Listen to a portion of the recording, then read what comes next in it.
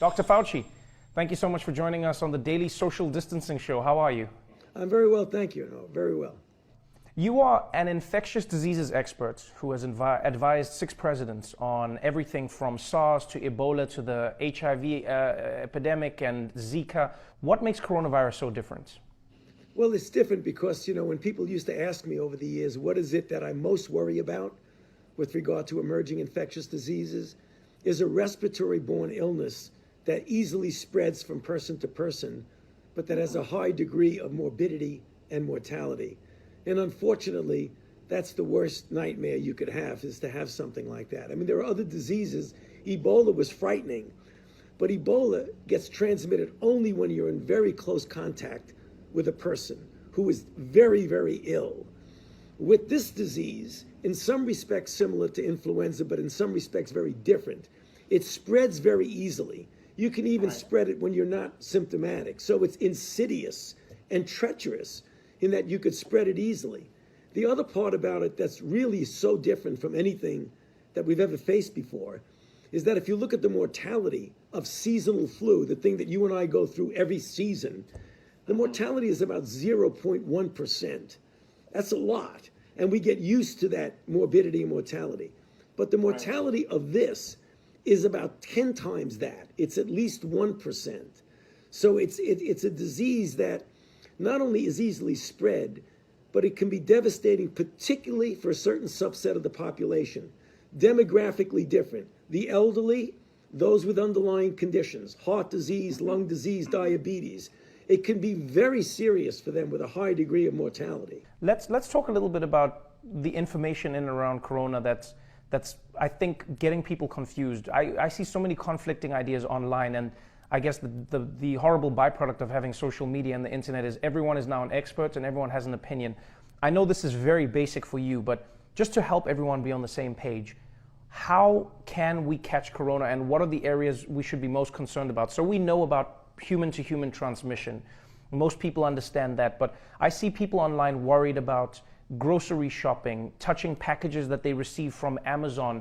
Do people need to wipe them down? When they're in the grocery store, can they touch other things? How long does coronavirus last in the air? For instance, if you walk into an elevator after somebody else, can coronavirus still be there? What do we need to be on the lookout for as individuals? Okay, there's varied degrees of risk, Trevor, of that in every respect. But the things that are the most common that you really want to latch onto is that sneezing and coughing. When someone is ill, they've got to get themselves out of circulation because they can spread by droplets and even by what we call aerosol, which means the drop doesn't go down right away. It hangs around for a bit. So you could come into a room thinking everything is all right, and then you inhale it. That's likely not the primary way. The primary way is probably droplet. But another way that's very important is handshaking. When people naturally go like that, they cough, and then it's innocent, there's nothing on their hand, they shake your hand or they open a doorknob. And that's the thing, you don't want to be obsessive compulsive about wiping everything down that you go near, but one of the real bad actors is somebody who just opens a door and then 15 minutes later, because we know the virus can live on inanimate hard objects like steel or plastic for at least several hours. So that's the thing you've got to be careful of. That's one of the reasons why, if you really want to be careful, besides the social distancing of 6 feet, don't shake anybody's hands. Just lose that for a while. And wash your hands as often as you can because you may be inadvertently touching something. Now, your other question, Trevor, that's important is that I don't think we need to get completely obsessed about packages that come in because those types of surfaces, the virus might live there for a very short time, but people say, should I get a package from a grocery store that says made in China? I wouldn't worry about that. That's not the issue. It's more the close things, the hand washing. Let's talk a little bit about what you alluded to earlier, the mortality rates of the disease and how people have misconstrued the numbers. We know that people who are older or people who have underlying respiratory infections have a higher chance of dying from the virus. But I think people have started to believe that that means young people are immune and cannot get sick from coronavirus. What are people not understanding from the numbers? Trevor, they're not understanding two things that are important. A, even though you are young, you are not absolutely invulnerable, for sure, because we're seeing cases. Most of them have some underlying disease, but several don't, who are young people, 30s, 40s, who are getting sick, getting into the hospital, requiring intensive care. Still, the overwhelming proportion are the elderly with underlying disease. But every once in a while, you're going to get a young person. So if you think you're completely invulnerable, you're incorrect. Second issue that's important, that even though you may not get seriously ill, you can get infected with relatively few symptoms, either asymptomatic or mild, relatively trivial symptoms. But then you can infect another person who would then infect a vulnerable person who would then die. I mean, it's the typical example. I'm young, I'm healthy, but you go home, you infect grandma, grandpa, and your sick uncle. So you have a responsibility, not only to protect yourself, but you almost have a societal, moral responsibility to protect other people. In talking about the virus, it feels like, understandably, everyone is trying to find an answer. Everybody is trying to find their own solution. Unfortunately, that has bred, it's created a breeding ground for misinformation. For instance, cures that people are touting online, concoctions of different medications, etc. We read about malaria drugs and chloroquine or whatever it is. What is the biggest warning you would give to the general public about trying to self-medicate, or is there any cure that people actually have discovered? What, as a leading health expert, what do you say about this issue? So right now, today, as we speak, there is no proven safe and effective direct therapy for coronavirus disease, for sure. There are a number of clinical trials that are trying to, by randomized controlled trials, get a definitive answer as to what works and what does work, not work, what's safe, what's not safe. Superimposed upon that, there are drugs that are already approved for other things, like hydroxychloroquine for malaria and for certain autoimmune diseases, that there have been anecdotal stories. By anecdotal, I mean people kind of think they work, but they haven't really proven they work.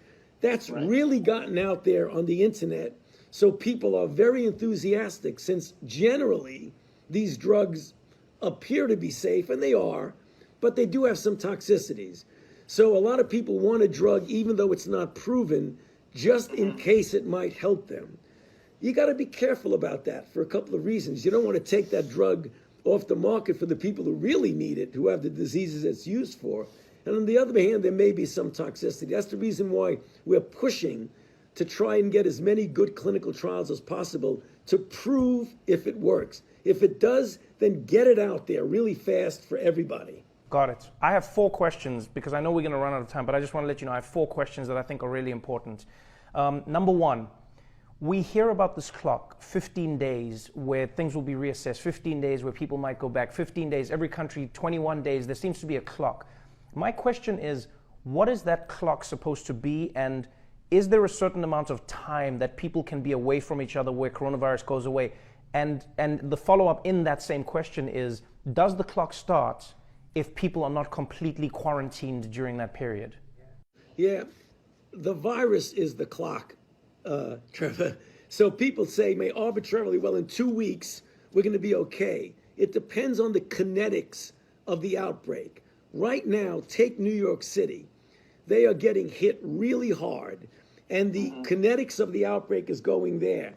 You can't predict when it'll make that turnaround and start coming down. In general, if you look historically at countries that have been through the whole cycle, in China, it was about 8 weeks or so before it went way up and then way down. In Korea, the same thing.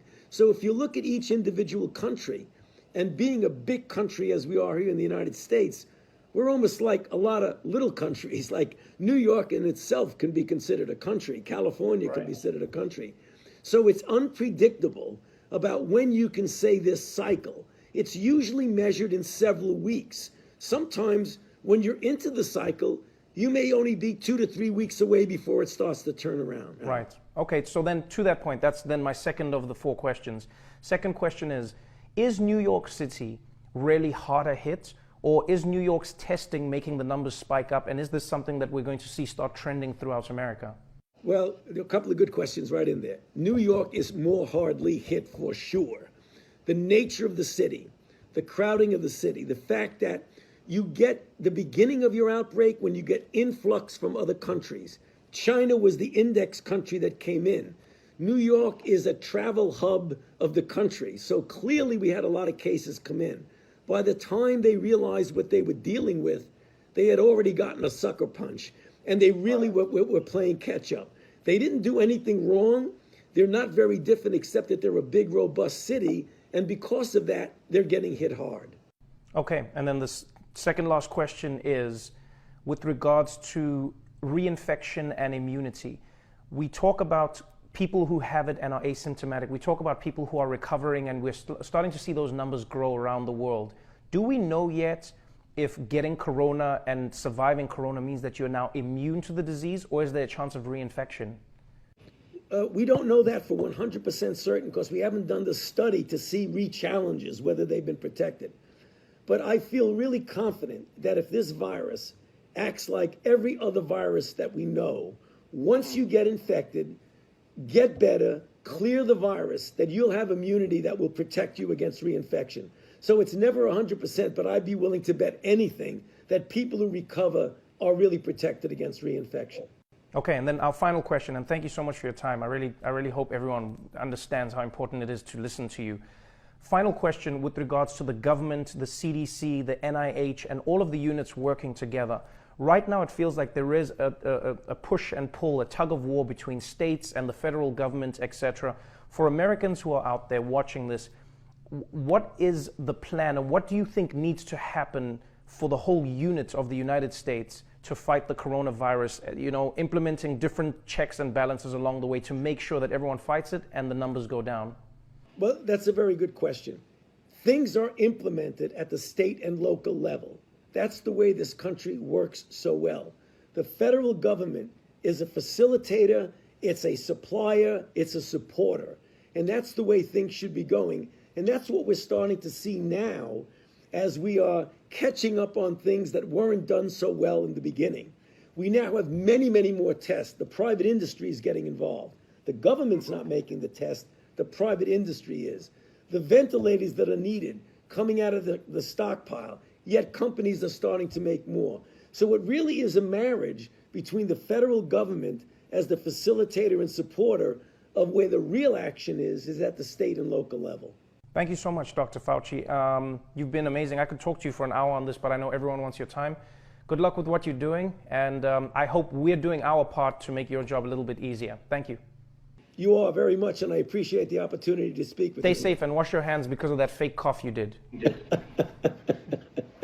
Take care.